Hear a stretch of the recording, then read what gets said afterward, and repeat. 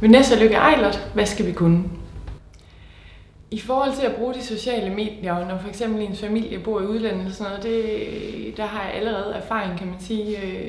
Mine bedsteforældre har boet i Spanien hele min barndom, så der var det telefonen, som var den der kontakt, man bare havde, men hvor man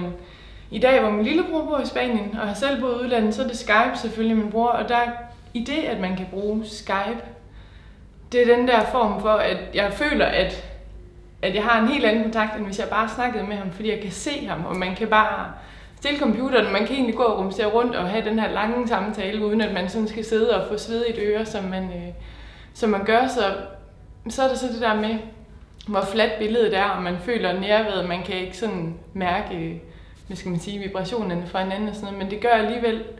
altså det har givet en mulighed for, at man føler meget mere, at man kan være sammen, og man har ikke det der store savn med lillebror, men det kan bare ikke det der med, som hvis man er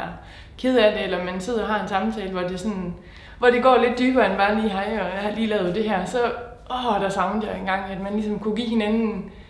de der tårer, de triller ned ad kinderne på mig, og så tænker man bare, jeg vil ønske, at jeg kunne give ham knuset, og at man ligesom kunne om, så der er bare noget, det ikke kan til sociale medier nu, og det der med nærheden, så men om det nogensinde kan lykkes, det er jo sådan det, men man snakker om de der krammedyr til ældre mennesker, eller hvad det skulle være, de der 3D-briller, man er på, så man kan føle, man bare mere sammen på en eller anden måde, men det er helt sikkert kommet for at blive, tror jeg. Så der synes jeg, det er en stor fordel i forhold til, så er det jo Facebook og de der ting, man bruger, men der ved jeg ikke, det tror jeg også, det kommer ind på, hvor man er i sit liv, hvad man har lyst til, fordi jeg er sådan nok lidt. Jeg føler lidt, at Facebook, det er fint nok, man kan sådan lige kigge, men at jeg gider ikke hver dag, som mange andre, at sidde og pendle igennem det der og holde mig opdateret. Det er sådan, jeg føler egentlig det der med, at man lidt har så travlt i dag. Så der bliver den lidt sådan medie, som jeg føler mest er en tidsrøver, og så er det egentlig mere bare sådan lidt tidsfordriv, hvis man ikke gider, hvor man godt kunne give sig til noget lidt mere fornuftigt. I forhold til teknologier og arbejdsmarkedet, så tror jeg, at nu når jeg sidder i designbranchen, eller faget i hvert fald nu, at det bliver min fremtid, så altså jeg kunne forestille mig, vi skal jo alle sammen i forvejen nu, at man er tvunget til, at man skulle kunne diverse tegneprogrammer, 3D-programmer og visualiseringsprogrammer, for at man overhovedet kan følge med. Og der føler jeg allerede som tredjeårsstuderende, kan man mærke, at man har førsteårsstuderende i halen, fordi at de programmer, som vi er blevet introduceret til, sådan lige så stille og langsomt, der var først nogen på tredje år, dem lærer de allerede nu på første eller på andet år. Så der føler jeg virkelig, at det er den her konstante kamp, hvor man skal hænge i, og det vil jo bare blive endnu mere med den yngre generation, som bare får det ind, altså kunne jeg forestille mig ikke, altså, og bare generelt er mere vant til at bruge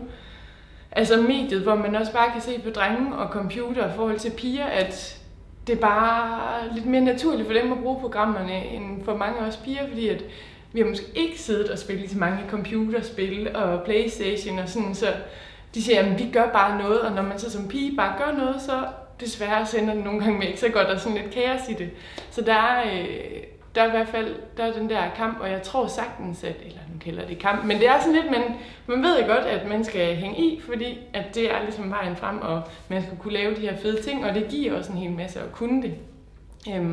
Men der kunne jeg faktisk forestille mig, at vi sidder jo og skitserer i dag, og man siger fortsat, at håndskitsen, det er ligesom den hurtigste arbejdsmetode og sådan noget, og den skal man ikke glemme, men jeg kunne bare godt se for mig, at som man allerede lidt nu kan bruge pennen som sådan en slags mus, at det bliver også garanteret til den her digitale pind, som bare kuglepinden er udskiftet, og så sidder vi og skitserer på den måde, og så bliver det den her naturlige del. Og i forhold til sådan, der snakkede jeg også lidt med de andre om, men ved siden af, men vi har haft en ingeniør ude, der bare fortælle om noget, og de arbejder sammen med nogle andre tegnestuer. Det var så et samarbejde der, om et projekt, du skulle lave, hvor du netop kan bruge det sociale medie eller Skype, og man på den måde har haft nogle møder, men når de så møder op, uden at have været sammen, og så ser det her projekt, jamen så ser man allerede 5 fejl, ting som man gerne ville være foruden, som man nok kunne have samlet op på undervejs, hvis man lige havde været sammen. Og det tror jeg umiddelbart sådan lige nu i forhold til også det der med samarbejder, eller sådan med brainstorm, og når man skal udvikle idéer, så pt. Som det er i dag, så tror jeg, så opnår man den største sådan synergieffekt, det er det der med, at man kan være sammen, fordi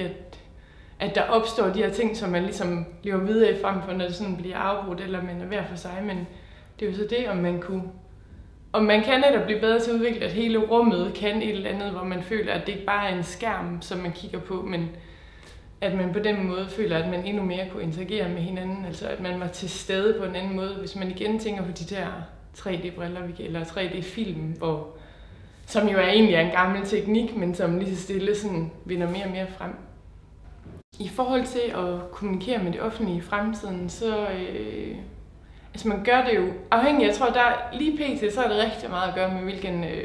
generation man er fra, og hvad alder man har og sådan noget, i forhold til, hvordan man bruger den der digitale kommunikation med det offentlige. Altså min far, som er i starten af 50'erne, han er meget med, hvad angår de digitale medier og mobiltelefonen og mailen og mobiltelefonen, og han har jo så også i hans arbejde ligesom fået tillært sig det der med computeren og tjekke på nettet, og han på nogle punkter føler jeg jo nærmest, at han er mere opdateret og bedre end jeg er, fordi han er det sted i hans liv, gør, at han bruger det på nogle andre punkter, end jeg gør, hvor som man kan sige, min mor, som er samme alder, hun har haft et andet erhverv, hvor hun slet ikke har skulle bruge computeren, så hun er sådan mere den der type, som halter lidt efter, og som prøver, men som godt kan maile, og hun er med på sms'en, men det er bare ikke sådan lige så naturlig del for hende, men jeg tror, hun ville også sagtens kunne gå ind på nettet og kommunikere, men jeg tror, det er en helt afgørende faktor, fordi at vi i dag har så travlt, og det oplever jeg også bare som studerende, altså man har så meget, der foregår rundt omkring ørerne på en, og man skal følge med på studiet, og det her studie, når man studerer design eller arkitektur, der er altid noget, man kan forbedre. Man kan forbedre den der håndstreg, som måske bliver den digitale, eller man skal øve sig i de der programmer, fordi at de yngre de bliver bedre, og hvis man skal have en chance og sådan noget, ikke? Så alt det der med, hvis man skal flytte, eller man skal tjekke diverse andre ting, ikke, så vil man jo helt klart bare gå online og lige gøre det, og man tjekker sin skatepapir, eller man melder den der flytning på nettet, i stedet for at skal ned på posthuset eller op på borgerservice. Altså, det tror jeg slet ikke, man vil spekulere over, men hvis man som ældre, så kunne det godt, altså sådan en helt ældre generation, så ville det nok, der er måske noget med kontakten stadig, og de er ikke helt trygge ved det der, men det kan også godt være, at computeren, den kunne blive noget helt andet, så netop,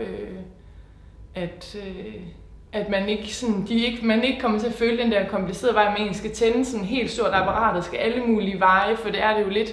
Men at man har et eller andet hjem, som bare, om det så er skærm eller hvad det er, men der er bare den hurtige vej, hvor man ikke føler den her.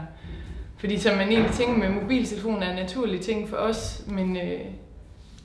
egentlig skal man rigtig mange små veje for at nå ind til sms'en eller for et eller andet, og det er naturligt, fordi man er vant til det, men det er det bare ikke for alle. Så jeg tror generelt, i forhold til generationer vil der måske være forskel på, hvad det er, der er brug for i forhold til at kommunikere med det offentlige måske, eller på mange andre punkter, fordi at der hele tiden vil være forskellen på, hvordan vi er vokset op med teknologien. Men det er helt sikkert en mulighed. Der skal være også, hvis man tænker på det der med, at man ved, at pyramiden vender, og vi får langt flere ældre, så skal man måske også tænke over, hvad det er, man skal gøre for at... Min mor hun er også det der midt. Altså, hvad gør man for, at som ældre, som ikke er lige så hardcore til IT, ville kunne klare en hel masse flere ting selv, så man kan spare de der skattekroner og ikke skal bruge personale til at hjælpe hende. Så der ligger en kæmpe udfordring der, tror jeg, for at man kan gøre det lettere.